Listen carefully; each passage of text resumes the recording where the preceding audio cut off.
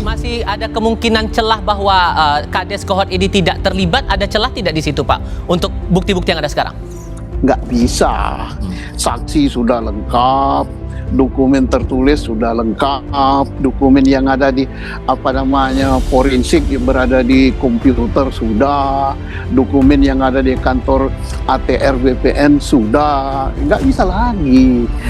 Justru kalau dia tidak mengaku terus terang, dia masih berbelit-belit, itu akan memperberat ancaman hukumannya. Tapi dengan dia berterus terang, kemudian paling tidak ada simpati pada dia.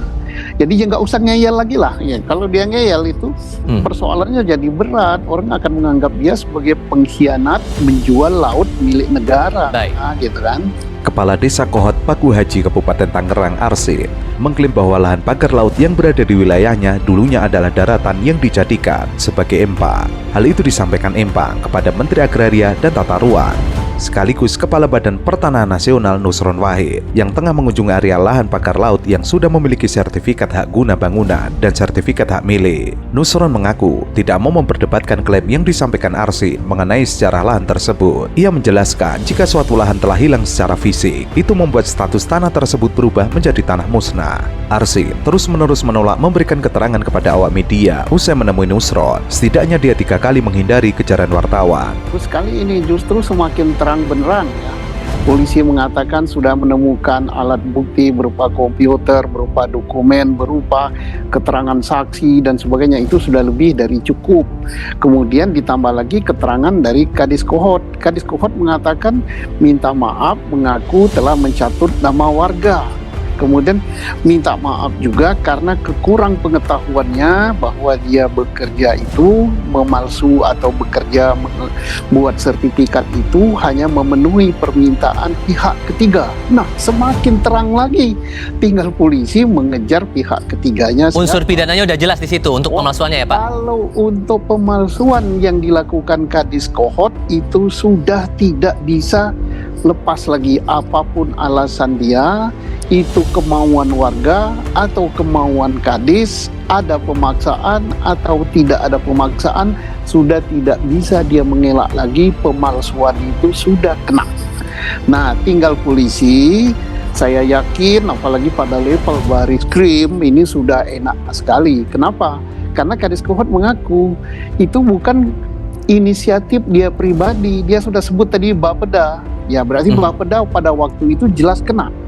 Tinggal nanti Bapeda itu rangkaiannya bisa sampai kepada anak perusahaannya PIK itu bagaimana? Apakah pihak daripada PT yang mempunyai sertifikat itu, ada 2 PT ditambah beberapa sertifikat atas nama pribadi, apakah itu inisiatif daripada PT dan pribadi yang punya sertifikat itu? Justru itu yang otaknya. Ia mengaku heran mengapa Polri, Kejagung hingga KPK seakan-akan takut dalam menindak. Menurutnya, pemasangan pagar laut telah jelas unsur pidananya ketika aparat penegak hukum itu seluruhnya berwenang dalam menindak kasus tersebut. Ia pun menekankan bahwa penerbitan sertifikat HGB di kawasan pagar laut itu sudah jelas pelanggaran hukum. Keluarnya sertifikat di atas laut itu merupakan bukti adanya penipuan atau penggelapan. Ia menegaskan wilayah laut tidak boleh disertifikatkan. Dengan fakta itu, tidak ada alasan lain bagi aparat untuk tidak langsung memproses masalah pidana dalam kasus itu. Nah, kalau sertifikat secara ofisial, secara formal, jelas itu satu pemerintah daerah ya. Makanya kita lihat mengapa pemerintah daerah tidak bertindak kepada Kadis Kohot ya, kepada Kadis Arsen, walaupun dia telah menggegerkan Nusantara. Pihak kabupaten atau bupatinya diam, pihak pemerintah provinsi juga diam, tidak berbuat apapun. Yang kedua adalah ATR BPN setempat, baik ATR BPN dari kabupaten ataupun ATR BPN daripada provinsi, sejauh mana keterlibatannya. Nah, tinggal satu lagi, mengapa mereka melakukan itu? Pasti ada otak yang besar yang mengiming-imingi ya, iming-iming itu apa itu?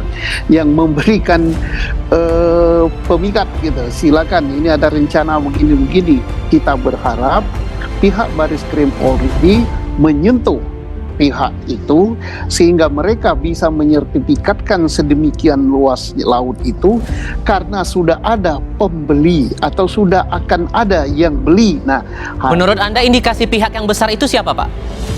ya yang mempunyai atas nama tidak bisa berkutik lagi itu.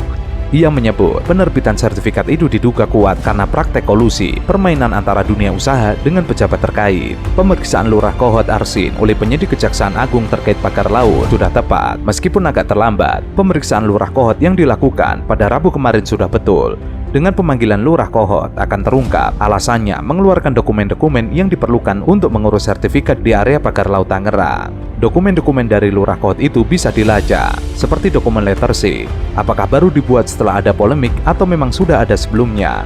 Atas nama, baik atas nama badan hukum, PT, ataupun atas nama perorangan. Ya jelas di situlah otaknya. Kalau nggak, siapa yang bermimpi mau nyertifikatkan laut? Siapa bermimpi mau nyertifikatkan bulan? Nah, bulan aja bisa disertifikatin nanti kalau ada yang bermimpi nanti mau punya hak milik atas bulan atau bila perlu lautan Hindia mau disertifikatkan. Dia mau berbuat gitu karena ada, kalau saya sertifikatkan ini akan ada yang beli. Nah ini pada level Barreskrim ini gampang ini urusan.